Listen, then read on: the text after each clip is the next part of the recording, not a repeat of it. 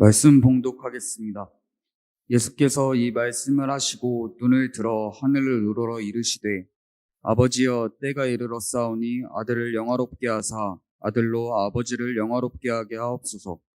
아버지께서 아들에게 주신 모든 사람에게 영생을 주게 하시려고 만민을 다스리는 권세를 아들에게 주셨음이로소이다. 영생은 곧 유일하신 참 하나님과 그가 보내신 자 예수 그리스도를 아는 것이니이다. 아버지께서 내게 하라고 주신 일을 내가 이루어 아버지를 이 세상에서 영화롭게 하였사오니 아버지여 창세전에 내가 아버지와 함께 가졌던 영화로서 지금도 아버지와 함께 나를 영화롭게 하옵소서. 아멘. 샬롬. 여러분 모두를 환영합니다. 특별히 오늘 처음 이곳에 오신 분들, 다른 어떤 때보다도 더 다른 어떤 대상보다도 환영을 전합니다. 요새 저는 참 특이한 현상들이 일어나고 있어요. 과거에 돌아가신 분들이 설교를 하세요. AI를 통해 가지고 그분들의 설교를 계속적으로 머신러닝을 통해 가지고 기계가 그분들의 설교를 소화하면서 새로운 설교를 만들어내는 참 희한한 세상을 살고 있습니다. 삶과 죽음의 경계, 어떻게 되는 것일까? 진짜 삶은 무엇일까? 산다는 것은 무엇일까? 삶과 생명에 대해서 참 많이 생각해 보게 됩니다. 사실 의학도요, 너무 발전이 돼가지고 여러분 보시면 거의 죽어가는 사람들을 거의 누워가지고도 생명 연장을 해가지고 거의 산 사람보다 더 오래 살게 할 수 있어요. 과연 그게 사는 것일까? 산다는 것은 무엇일까? 어떻게 살아야 될까? 사실은 굉장히 점점 중요한 질문이 되고 있는 것 같습니다. 그러다 보니까 죽어가는 사람들 살리는 생명 연장 때문에 안락사라고 하는 문제가 돼 있고, 어디는 존엄사라고 하는 것 약간씩 다릅니다. 사실 유사나이시아라고 하는 그 안락사도, 그러니까 이 사나시아라고 하는 그 단어가요, 헬라어에서 다 나온 단어거든요. 사나토스라고 하는 죽음이라고 하는 그 단어의 앞에 유라고 하는 좋은 죽음, 그런 의미죠. 그래서 안락사라고 얘기하는 거예요. 근데 사실 여러분들이 제가 이 삶과 생명을 얘기하는데 오늘 말씀이 그걸 다루고 있어요. 예수님께서 영생이라는 단어를 쓰세요. 이게 무슨 의미일까? 근데 여러분 보시면은 선물이라는 것이 참 독특합니다. 그래서 선물을 다른 사람한테 줄 때 굉장히 조심해야 되기도 해요. 뭐냐면 어떤 사람한테 이렇게 가글을 선물했다고 그랬을 때, 가글 선물을 받고 나서 참 난감하죠. 왜냐하면 그 가글에 담긴 메시지가 있기 때문에 그래요. 입냄새는 안 되는 거거든요. 근데 그걸 받으면서 땡큐 그랬을 땐 뭡니까? 인정한다는 거죠. 사실은 선물이라는 것을 할 때 참 조심스러운 것은 이 선물을 통해서 그 상대방이 어떤 의미로 그 선물을 받아들이냐, 또 그것을 갖다 곡해할 수 있겠느냐, 다양한 생각들을 하게 됩니다. 근데 예수님께서 뭐라고 그러시냐면요, 오늘 영생을 준다라고 그랬거든요. 이게 무엇을 의미할까? 자, 그렇다면은 한번 그런 맥락을 가지고 삶과 또는 이 생명이라고 하는 것, 무슨 의미일까? 영생이라고 하는 그 말씀을 하셨을 때 그건 또 뭐냐? 사실은 영생에 대한 이해를 잘못했기 때문에 희한한 종교들도 많이 생겼어요. 영생교라든가 지금도 이단들이 제일 갖고 노는 것, 사람들을 유혹하면서 잘못 인도할 수 있는 것이 바로 여기랑 연결이 되어 있기 때문에 올바른 이해가 필요하다고 저는 생각을 합니다. 자, 오늘 5개 구절에서 첫 번째 우리가 분명히 볼 수 있는 건요, 풍성한 생명, 먼저 답을 드립니다. 풍성한 생명이 나의 것이 될 수 있다라고 하는 걸 우리가 기억을 해야 됩니다. 풍성한 삶이 나의 것이 될 수 있다. 여기서 분명히 얘기하시는 건 뭐냐면 그것 때문에 예수님이 오셨다라고 얘기해요. 자, 풍성한 삶, 삶에 대해서 얘기를 해보면요, 사실은 이 풍성한 삶, 삶이라고 하는 것, 생명이라고 하는 것, 모든 사람이 사실은 오래전부터 너무너무 관심을 갖고 있던 영역이에요. 그러니까 모든 대륙이라든가 문화라든가 그걸 다 초월해가지고 어디나 무슨 개념이 있는 줄 아세요? 영원히 살고 싶어하는 그런 마음들이 있어요. 인도를 가보면은 인도의 힌두교 같은 데나 그 불교의 뒷부분에 있는 가장 내려오는 전통 중에 보면은 거기에 암리타라고 하는 감로수라고 하는 것을 마시면은 영원히 살 수 있다. 그런 그들의 믿음이 있어요.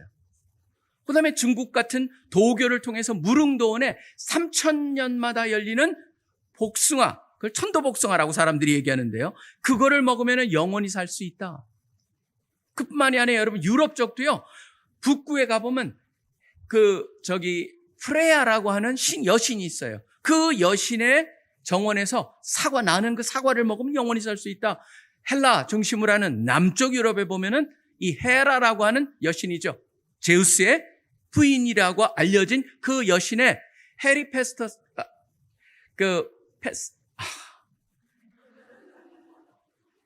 제가 헤스페리테스를 갖다 이렇게 발음이 한번 꼬이면 이래요. 거기에 보면은 그 정원에 있는 사과. 그러니까 참 흥미로운 거는요. 유럽 쪽에서는 사과라고 하는 거기에 묘한 것을 받고 동양에서는 천도복숭아의 묘한 걸 받는데 그 전보다 더 쫓아가면은요. 수메르라고 하는 굉장히 오래된 것에 길가메시라고 하는 가장 오래된 서사시에 보면은요. 뭐가 있냐면 바다 밑에 있는 털이 막 날린 무슨 그 불사초가 있다. 그걸 먹으면 영원히 산다. 흥미롭지 않습니까? 여러분 보시면 그러한 생각들이 어디나 다 있는 거예요. 이게 무엇을 의미할까? 여러분 지금은 달라졌을까요? 아니에요. 지금도 어떻게 보면요. 이 영원한 삶에 대해서 두 갈래로 딱 나타납니다. 하나는 포기한 사람들이에요. 뭐냐면 거기 그 복잡한 거 몰라 그러면서 현재만 한다. 욜로라 그러죠. You only live once. 이게 끝이야. 그런 생각이 있는가 하면요. 실질적으로 생각이 있고 그다음에 여유가 있고 할 수 있는 능력 있는 사람 뭘 쫓습니까? 여기에 만족하지 않습니다. 쫓아갑니다. 일론 머스크 같은 사람도 지난번에 얘기를 했죠. 우리가 영원히 살 수 있다. 길이 있다. 뭐냐면 이제는 우리 뇌에 있는 정보를 컴퓨터에 다운로드 해가지고 인공 두뇌에다가 업로드 시키면 된다. 그래가지고 이 사람이 제안한 게 바로 뭡니까? 지금 우리의 기억과 우리 자아가 우리 몸이 아니더라도 다른 데 들어가서 우리의 기억과 자아만 남아있으면 그것이 우리가 지속적으로 살 수 있는 길이 된다. 근데 지금 한계에 부닥친 게 두 가지가 개발이 안 됐어요. 인공 두뇌가 개발이 안 됐고 그 다음에 뇌 스캐너가 개발이 안 됐어요. 뇌 스캐너 잘못하면 뇌가 다 부서지게 돼 있습니다. 그렇기 때문에 그 두 개만 개발된다면 이란 전제를 했지만 거기서도 뭘 볼 수 있습니까? 사람들이 영원히 살고 싶어하는 거예요. 자, 그렇다면 영원한 삶, 예수님께서 말씀하신 여기에 보면 영생을 주게 하시려고 라고 하는 영생이 뭐냐면요. 이미 여러분이요. 이 영생이란 단어에 헬라에서 쓴 단어가 영어에서 여러분들이 이미 아시는 단어일 수 있습니다. 전공을 뭐 하냐에 따라서.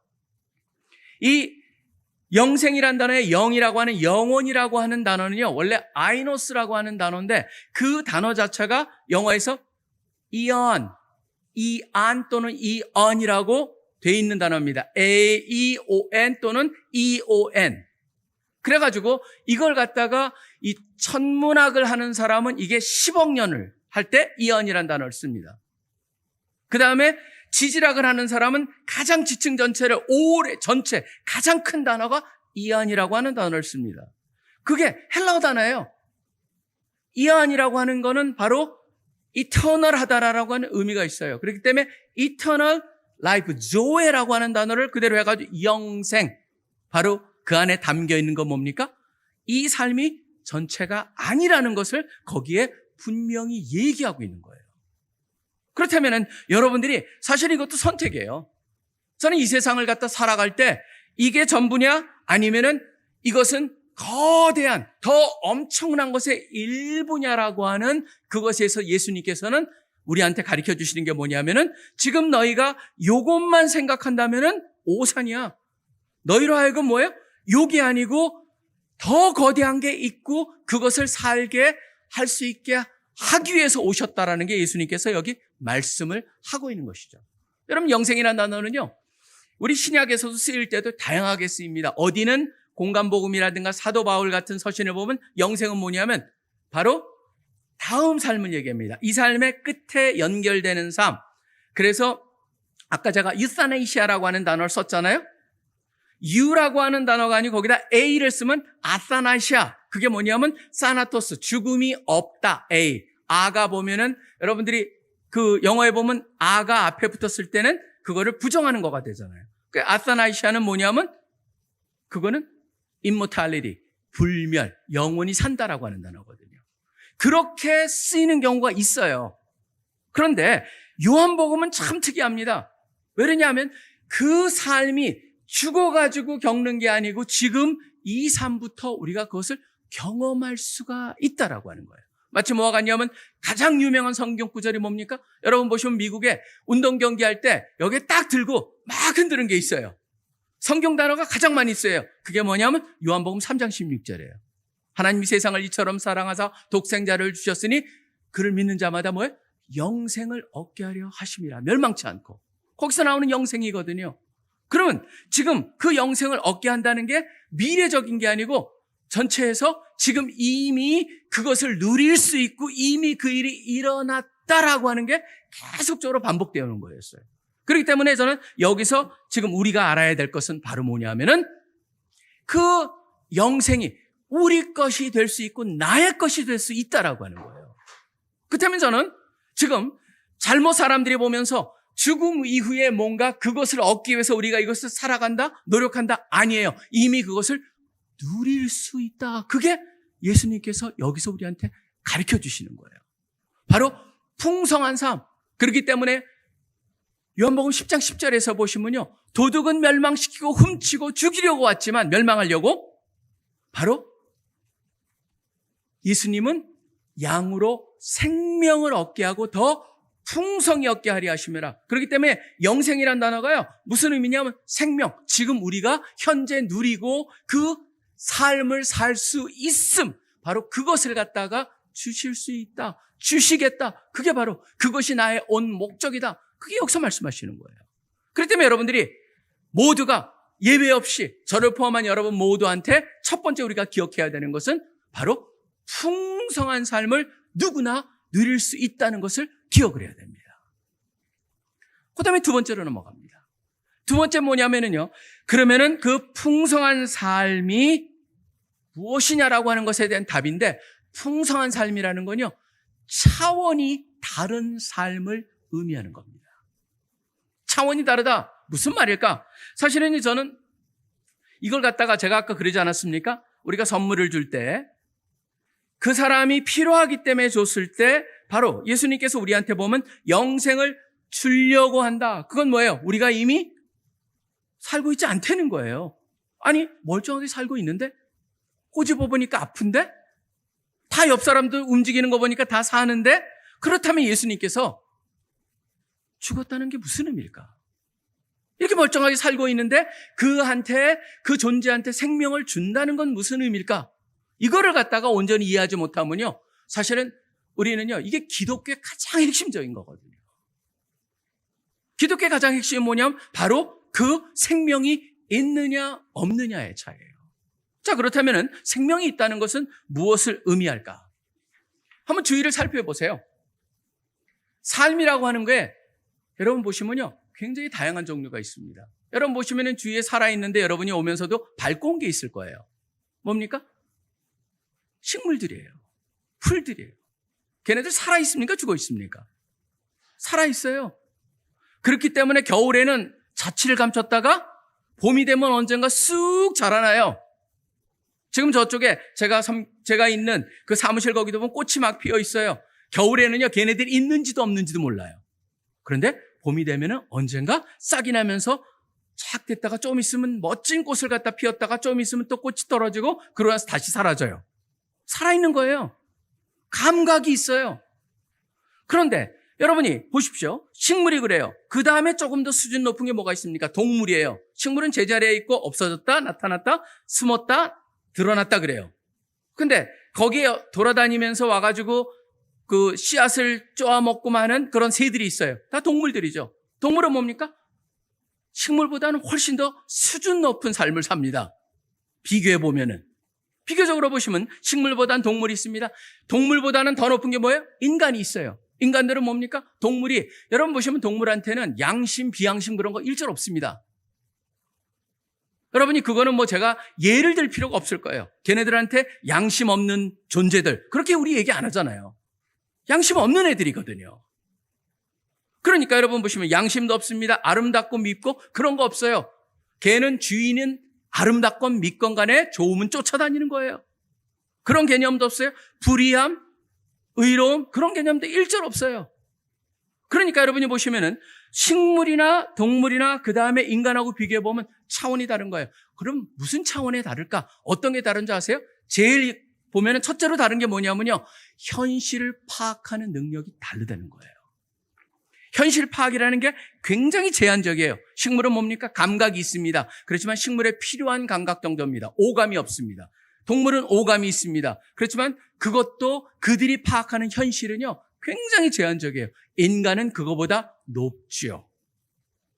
현실 파악, 그 다음에 또 차이가 있다면 뭐가 차이가 있습니까? 통제력의 차이가 있습니다. 식물은 자기가 할 수 있는 게 별로 없어요. 그냥 주위에 반응할 뿐이죠. 그러다 보니까 지금 지구온난화 때문에 어떤 특정 지역에 있었던 식물들이 사라지고 있어요. 그냥 거기에 반응하는 것뿐이에요. 동물은요, 조금 낫지만 동물도 뭡니까? 바로 반응이라고 하는 것. 그 안에 주어진 본능을 쫓아하는 게 바로 동물이에요. 그렇기 때문에 인간은 그거보다 높음에도 불구하고 본능을 쫓아하는 것을 갖다 우리가 뭐라고 합니까? 저 짐승 같은 인간이라고 그래요. 인간이 더 이상 아니라는 것이죠. 여러분, 그렇다면 여기서 보면은 중요한 게 뭐냐면 통제력이 스스로가 있느냐, 그 다음에 바로 앞에서 얘기한 같이 현실 파악을 갖다 온전히 할 수 있느냐, 바로 그 차이가 있어요. 그런데 예수님이 말씀하시는 바로 영생이라고 하는 것은요, 또 하나의 굉장히 중요한 걸 가르쳐 줍니다. 식물, 동물, 인간 다음에 뭐냐 하면은 바로 그 삶보다 하나 더 높은 차원의 삶이 있다라고 하는 거예요. 그 삶이 바로 온전히 다른 삶이에요. 그 삶이 뭐를 보게 하냐면은 결국 우리는 여기에 갇혀 사는데 예수님께서 우리로 하여금 그 삶을 알려주시는 거죠. 뭐에 대해서 알려주십니까? 저는요, 결국은 그 삶 자체가 이것이 끝이 아니고 우리는 어떻게 보면은 영원한 삶을 살 수 있기 때문에 이 삶 그 다음에 어떠한 삶이 오고 있는가를 알면서 이 삶을 다시 보면서 살아야 된다는 걸 가르쳐 주시는 거예요. 그렇기 때문에 여기가 전부가 아닙니다. 욜로라고 하는 것은 굉장히 위험한 사고고 사실상 인류 역사상에서 욜로라고 하는 생각을 가졌던 사람들은 바로 이 시대 사람밖에 없어요. 이 시대 사람이 가장 똑똑해서요. 여러분이 우리가 생각하고 우리가 무지 똑똑한 것 같죠? 저는요, 로마나 그런 유적지 가면은요, 놀란 게 뭐냐면 거기 뜨거운 물, 찬물 다 나와요. 우리가 보면 우리가 뜨거운 찬물 우리만 나오는 것 같죠? 아니에요. 우리보다 더 기가 막힌 게 많다 보니까 뭡니까? 불가사의들이 이 세상에 엄청나게 많은 거예요. 저런 사람들이, 저 미개한 사람들이 어떻게 저런 걸 했지? 아니에요. 여러분이 아셔야 될 거는요, 지금 우리 현대인이 똑똑한 줄 아세요? 그렇지 않아요. 어떻게 보면 현대인이 영적으로 봤을 때 가장 미련한 존재예요. 그걸 우리가 알아야 된다는 거죠. 지금 그래서 예수님께서 말씀하시는 게 뭡니까? 바로 영적인 삶을 차원 한 수준 높은 것을 가르쳐주기 때문에 뭐라고 그러냐면 바로 그 수준으로 봤을 때, 여러분이 동물이 식물을 봤을 때 뭐라고 합니까? 살아있는 겁니까? 아니에요. 죽어있는 거예요. 사람이 동물 봤을 때 내가 저렇게 산다? 뭡니까? 우리가 봤을 때 저 짐승 같은 인간라고 말할 땐 뭡니까? 인간이 아니라는 거 아니에요. 인간으로 사는 게 아니죠. 죽는 거죠. 죽어있는 거나 마찬가지예요. 그냥 living dead, 살아서 살아있는 죽음, 그거예요. 살아있는 시체일 뿐이에요. 그러니까 바로 그 단계를 갖다가 우애를 보여주시면서 그 삶을 살지 못할 때는 우리한테 뭐라고 하십니까? 예수님께서 너희가 죄와 허물로 죽은 자들이라는 말을 하고 계시는 거예요. 결국 어떤 수준의 삶을 우리가 살고 있느냐라고 하는 질문입니다. 이 최고의 수준에, 예수님이 말씀하신 수준에 딱 올라와 가지고 그것을 갖다 우리가 아는 순간 뭐가 달라집니까? 여러분, 이건 엄청나게 달라집니다. 뭐가 달라지냐면 세상을 보는 관점이 달라지기 시작을 합니다. 달라지기 때문에 같은 꽃을 봐도 동물들은 뭡니까? 이게 먹을 거냐 안 먹을 거냐를 생각하겠죠. 사람한테는요, 일반 사람한테 보면은 거기서 스슬, 암술, 그 다음에 꽃잎이 있다, 그 다음에 뭐 이거는 어떤 거에 부류가 된다, 뭐 그런데 우리 믿는 사람은요, 한 단계 올라오면은 뭘 봅니까? 거기서 멈추잖아요. 아름답다 다 보죠. 근데 뭘 봅니까?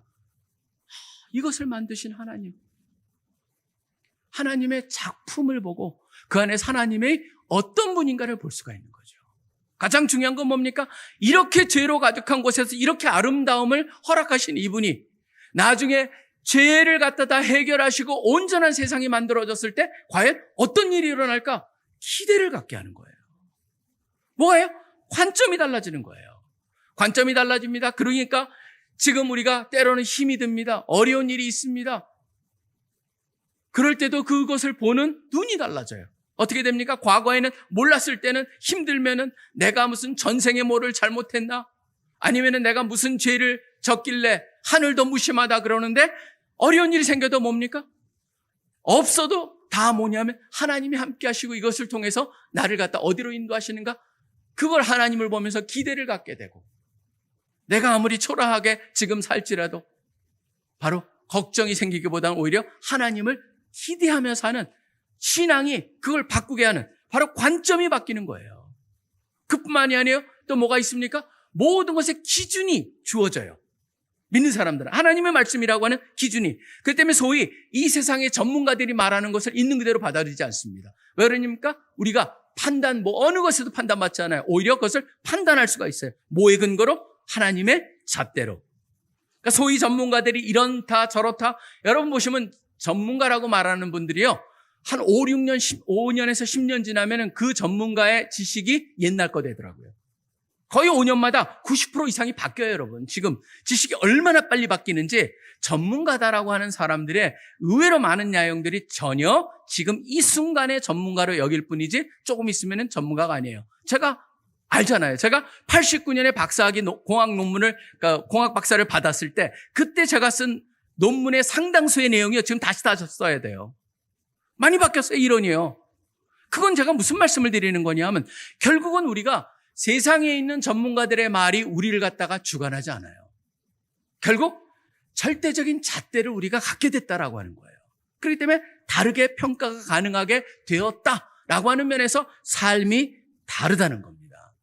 그렇기 때문에 제가 말씀드리고자 하는 거는요. 여러분 기독교를 갖다가 일반적인 다른 종교에 비유하듯이 그 잣대로 기독교를 평가해서는 곤란합니다. 무슨 말이냐면 모든 종교 중에 하나로 보면 안 됩니다. 모든 종교는 결국 교리, 가르침, 윤리, 도덕 그걸로 돼 있어요.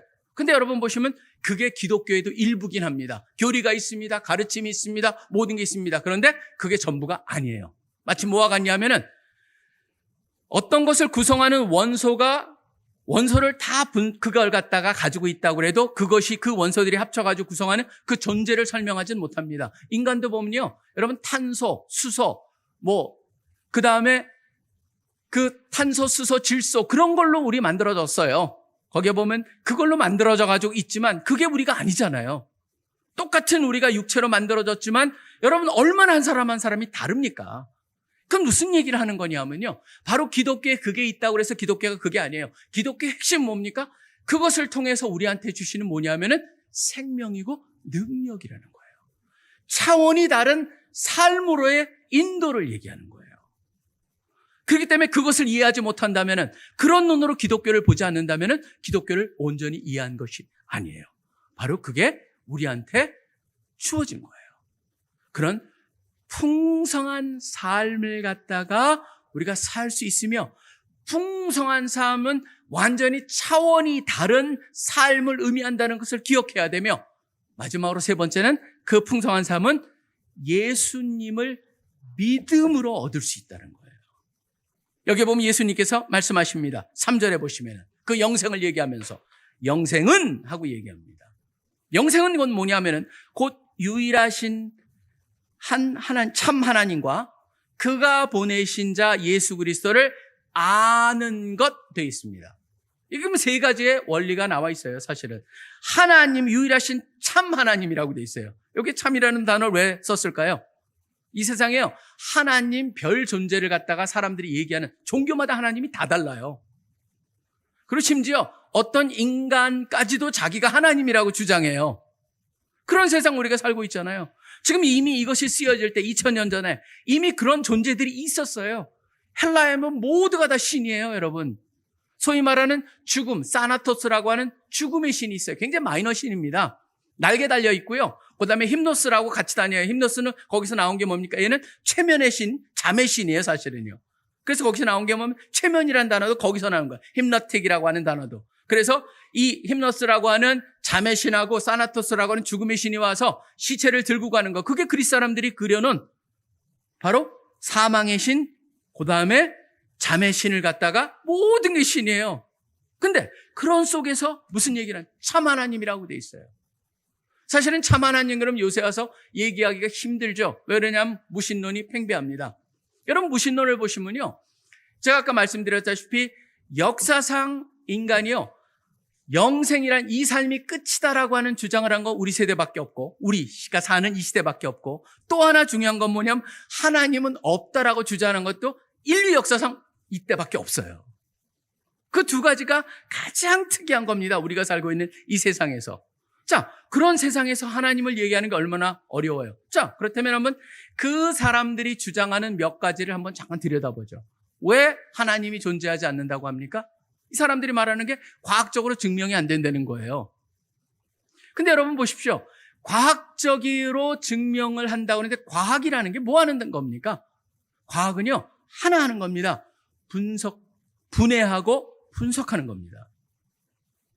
우리 인간을 갖다가 제가 말씀드렸죠. 인간을 분해하고 분석해봤자 나오는 거는 탄소, 수소, 질소, 그리고 거기다 뭐 황, 그 다음에 좀 그런 거예요. 그런 걸로 우리가 구성되어 있는 거예요. 우리를 갖다가 그렇게 분석 다 할 수 있죠. 그게 접니까? 그게 여러분입니까? 원소가 여러분을 만드는 게 아니잖아요. 그럼 왜 피카소의 그림이 그렇게 비싸요? 그냥 연필 찍찍찍 하는 거. 여러분 지금 바르셀로나에 가보면요. 제가 지난번 회의가 있어서 바르셀로나 가봤는데 길거리에 가다 보면은 화랑들이 있어요. 화랑에 보면 피카소 쓱쓱 낙서해 놓은 것 같은 게 굉장히 많이 팔아요. 근데 그게 가격이 엄청나요. 내가 보기에는 한 2, 3분에 그렸을 것 같아요. 근데 그게 가격은 수천 불이에요. 가장 싸구려가. 근데 진짜 거기에 피카소 사인이에요. 그래서 내가 물어봤어요. 궁금해가지고. 진짜냐? 그때 저를 쳐다보면서 당연하지 그러더라고요. 그 여러분 제가 무슨 말씀을 드리려고 하냐면 단순한 그 흑연에 조금 모아진 그거. 분석을 아무리 해봤자 뭡니까? 그건 흑연을 살짝 긁어놓은 거예요. 근데 그렇게 비싸요. 우리 꼬마는 더 정교하게 그렸지만 이거는 누구도 안 가져가요. 무슨 차일까요? 결국은요. 그 내용으로 설명이 불가능한 거예요. 결국 뭐냐면 과학이라는 건 분석하고 분해하는데 과연 분석해가지고 분해해가지고 우리가 알 수가 없다라고 하는 것. 그 다음에 또 사람들이 얘기하는 게 뭡니까? 종교는 믿음이다. 과학은 이성이다. 근데 생각해 보세요. 여러분 보시면 이것만큼 엉터리가 없습니다. 모든 무신론까지도요. 유신론은 믿음이다. 무신론은 이성에 근거한 과학적인 거다. 여러분 보시면 유신론이나 무신론이에요. 다 똑같습니다. 뭡니까? 그 자체가 믿음이에요. 하나님이 없다라고 하는데 증명이 안 됩니다. 하나님이 있다도 증명이 안 된다면 하나님이 없다도 증명을 할 수가 없습니다. 여러분이 분명히 아셔야 되는 건 뭐냐면은 모든 것은 믿음에 시작한다는 거예요. 그걸 제 말을 못 믿겠으면 인식론이라는 걸 여러분이 한번 가서 보시기 바랍니다. 철학에 보면 에피스테몰로지라고 하는 인식론이라는 게 있습니다.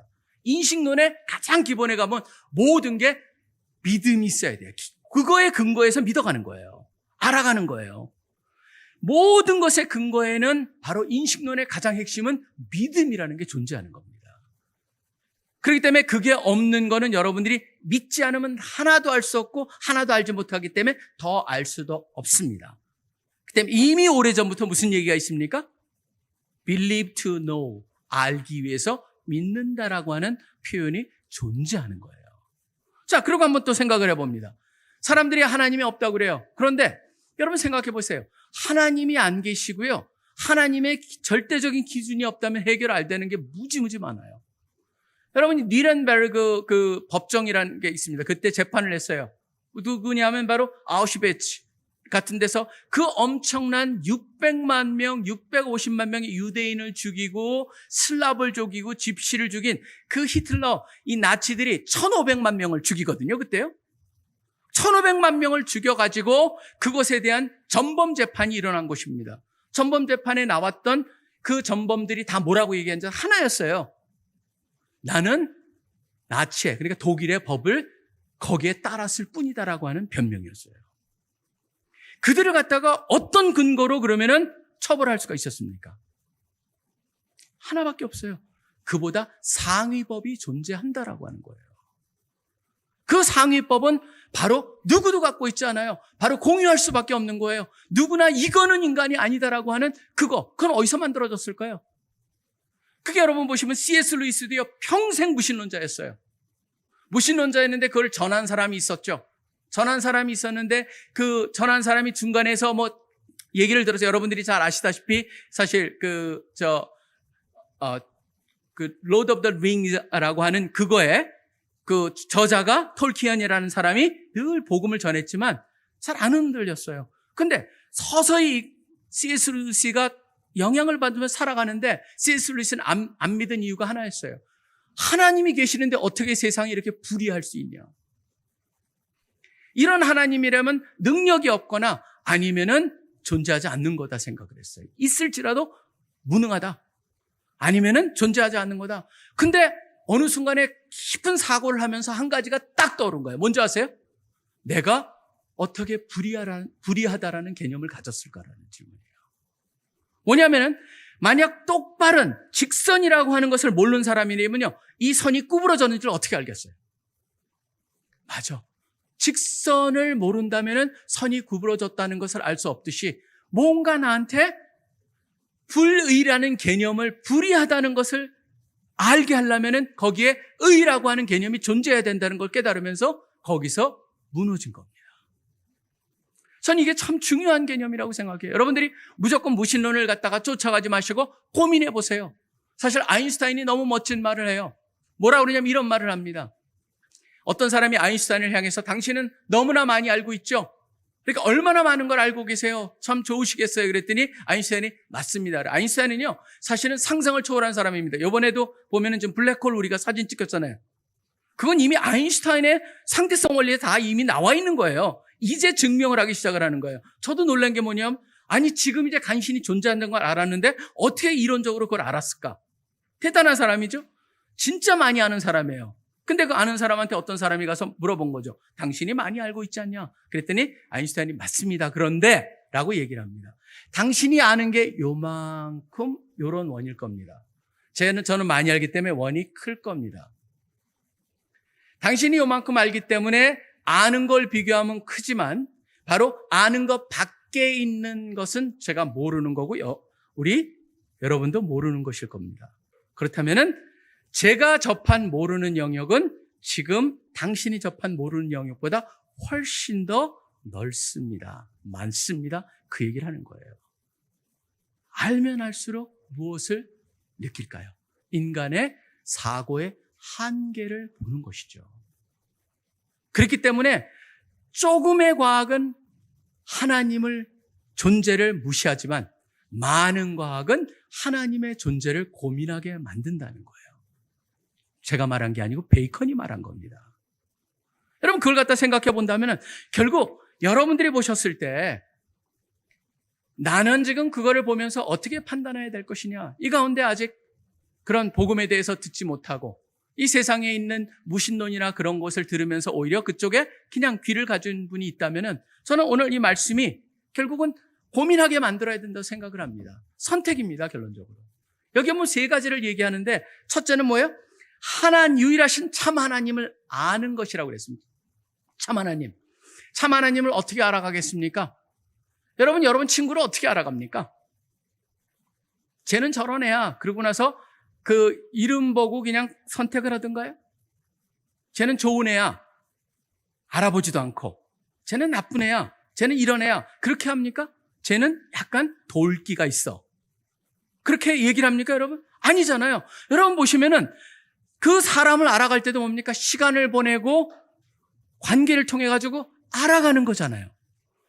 하나님도 마찬가지예요. 누가 그냥 여러분한테 얘기해 줬다 그걸 믿지 마세요. 저는요, 하나님을 알아가야 된다는 거예요. 하나님을 알아간다. 하나님에 대해서 여러분이 원하기에는 지금 오늘 처음 오신 분들이 이 공동체에 속해가지고 함께 하나님을 알아가자는 거예요. 그 하나님이 어떤 분일까? 교리를 그러기 때문에 배워야 돼요. 교리 속에는 뭐가 있습니까? 그 하나님이 어떤 분인가에 대한 가르침이 거기에 담겨 있는 거예요.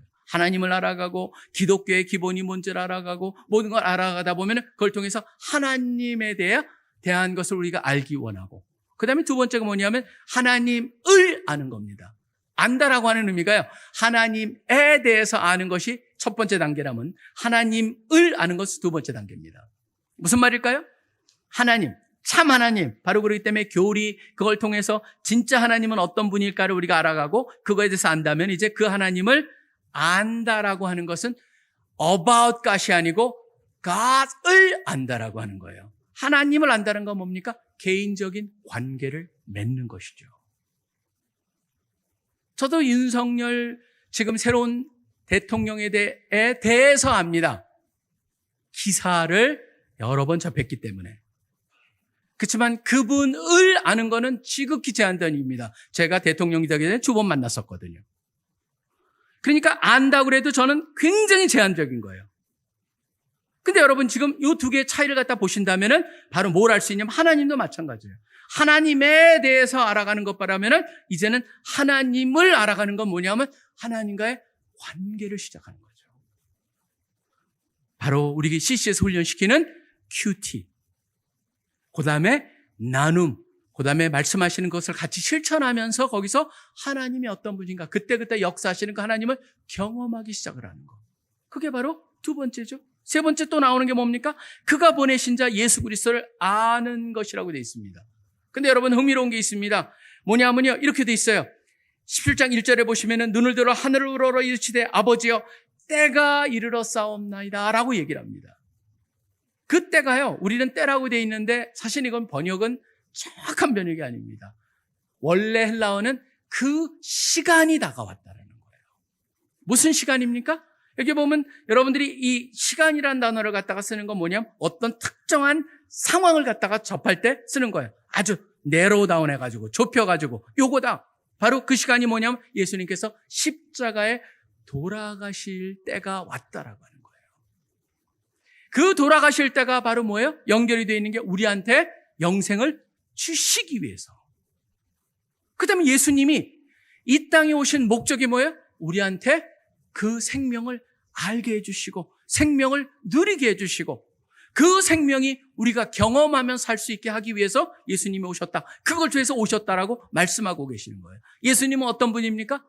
예수님은 바로요, 우리한테 바로 그 그냥 인간의 레벨에서 살고 있는, 거기서 살면서 대부분의 경우에 본능에 이끌려서 살고, 그 다음에 자기의 온전한 자유함을 못 누리고 그 세상의 전문가라고 하는 그들의 생각이 오히려 이들을 갖다 속박하는 그런 삶을 살고 있다면 예수님께서는 한 단계 수준 높은 것을 보여주시면서 바로 그 안에서 너희가 이걸 붙잡고 살고 이거대로 살아가고 이제는 세상을 보는 눈이 달라지는 걸 내가 도와주겠고 이제 볼 수 있겠고 살게 해주겠다라고 하는 그것을 위해서 예수님이 오셔서 돌아가셨다라고 하는 겁니다. 예수님을 우리가 마음에 받아들이는 순간 일어나는 게 있습니다. 뭔지 아세요? 바로 레벨을 올렸잖아요. 수준을 올렸잖아요. 그렇다면 이제 뭐예요? 그걸 통해서 우리가 믿는 순간부터 새로운 창조가 시작되는 거예요. 예수님께서 우리를 갖다 리메이킹을 하는 거예요.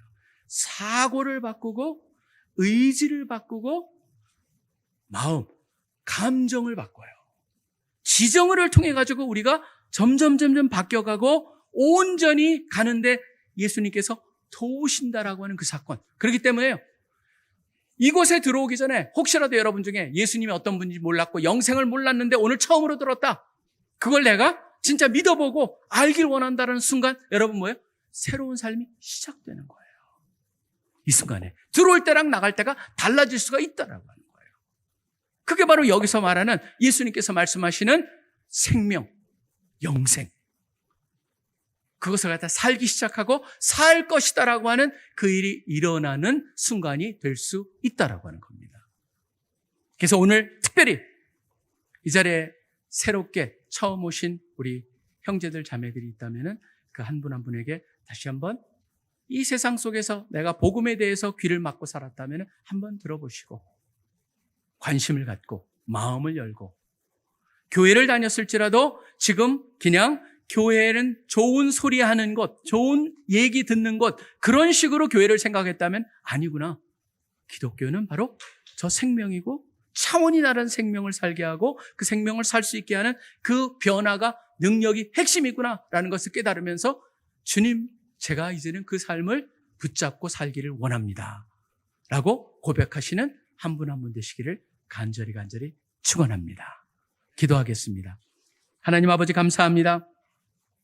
우리에게 참 생명을 주시기 위해서 또 차원 높은 생명, 주님이 진정 온전한 생명의 온전한 현실을 갖다 파악하고 그것을 쫓아 살 수 있도록 우리를 갖다 그렇게 만들어 주시기 위해서 이 땅에 오셨고 그것을 위해서 돌아가셨고 그렇게 십자가에서 다 이루었다라고 말씀하신 예수님의 말씀을 기억합니다.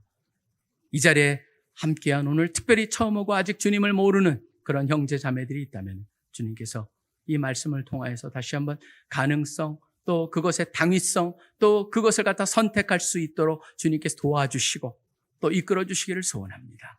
우리 가운데 역사하시며 우리를 이끌어 주시는 예수 그리스도 이름으로 간절히 기도합니다. 아멘.